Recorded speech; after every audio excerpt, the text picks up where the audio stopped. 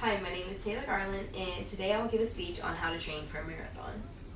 One of my current goals is to run a marathon before the age of 25. I run daily, but running a 5K, which is 3.1 miles, is very different than running a marathon, which is 26.2 miles.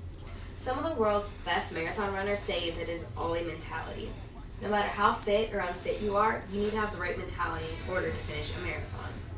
Brad Bowman, an avid marathon enthusiast and author of the website marathonrookie.com, stated, "The secret to successful marathon training and half marathon training lies within staying supremely motivated, training smart and safe, and maintaining proper nutrition." I will describe a training plan that can help anyone run a marathon as long as they have the desire to do so. The first step in training for a marathon is to get the correct mentality. Psych yourself up and make this your goal. Buy a good pair of running shoes and an armband for your iPod if this helps. Having a proper attire for running is also necessary. A good pair of running shoes is vital to your training because it will help cushion the impact your joints and knees will receive from your training.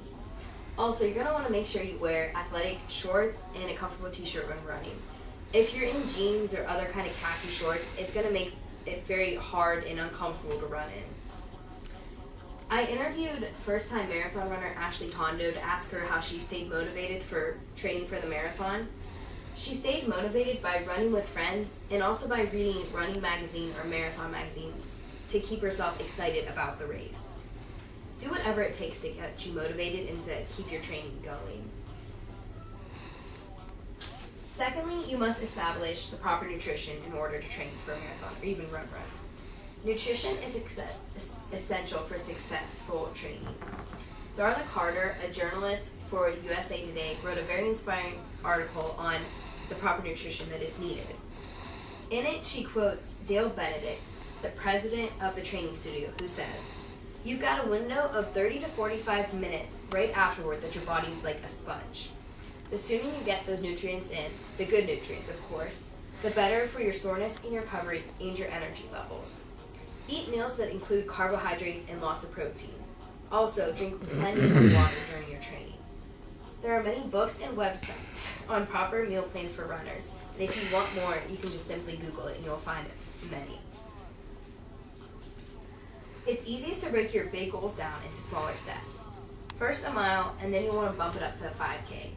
There are many races throughout the United States where you can sign up for a 5K. These races are good because oftentimes we do better with competition, and you'll also be timed so you can see kind of where you stand.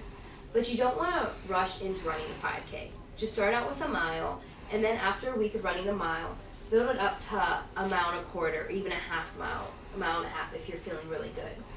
After about 2 weeks, you should be at 2 miles. If you're not, it's okay, you can keep building up. But your goal should be by 4 weeks to be able to run a 5K or 3.1 miles. Once you reach that point, sign up for a 5K road race. It'll be fun, a fun challenge just to see where you stand. And also, if you want to focus a lot on training for a 5K, Marathon Rookie also has a great 5K training plan that can help you train for the distance of 5K, or if you want to focus on getting your 5K time down. Once you feel comfortable with the 5K, your next goal should be able to run a 10K, which is 6.2 miles. When training for the 10K, your run should be about 30 to 40 minutes long. You should be running 3.1 to 4 miles for the first 2 weeks. And after you feel comfortable with that, bump it up to 4.5 to 5.5 miles for the next 2 weeks. Don't forget to throw in a few light days, maybe a 20-minute run here and there, just so your body can get a recovery. Finally, work yourself up to the 6 miles and sign up for a 10K race.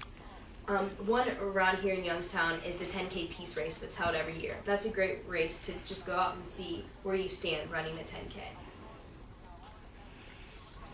Your confidence will increase as you finish the 10K, and you'll be motivated to keep pushing yourself harder. Feed off this motivation and stay determined. You can help shorten the length between the 10K and the marathon by running a half marathon, which is 13.1 miles. After you reach the half marathon, you should increase your long runs by 2 miles every week. You should be doing 1 long run a week. And so after running the 13.1, do a 14-mile run, and then the next week bump it up to 16, then 18, until you finally reach 20. And then you're going to want to stay at that until the first few weeks leading up to the marathon. After it's maybe like 3 to 2 weeks away, you want to taper off and cut back on your miles. If you don't, your body's just going to be worn out and you won't be able to run the marathon at your best ability. And then when the marathon day comes, just go out, remember all your hard work and training, and just have fun. And your body will be prepared if you follow the training, and you'll have a great race. There's also many other kind of plans you can follow to train for a marathon. RunnersWorld.com has an amazing training plan, many amazing training plans, and also other just nutrition and important facts if you want to go to that. And one of their plans suggests that you start off the week with having a recovery day where they don't want you to run, but they want you to do maybe yoga, strength training, or swimming, just any kind of other exercise besides running that'll keep your body in shape but kind of give you a rest from running. The website also has helpful information if you're one of the people who are into like your heart race and the pace and everything like that. In his book, author Jason Kapp, who wrote a book for marathon about Olympic marathons, he says that the key for success is to stay mentally prepared and motivated, physically healthy, and to push yourself to reach your goal. And I will leave with one final quote from 1952 Olympic gold medalist Emil Zatopek.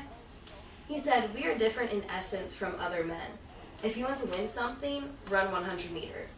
If you want to experience something, run a marathon." Thank you.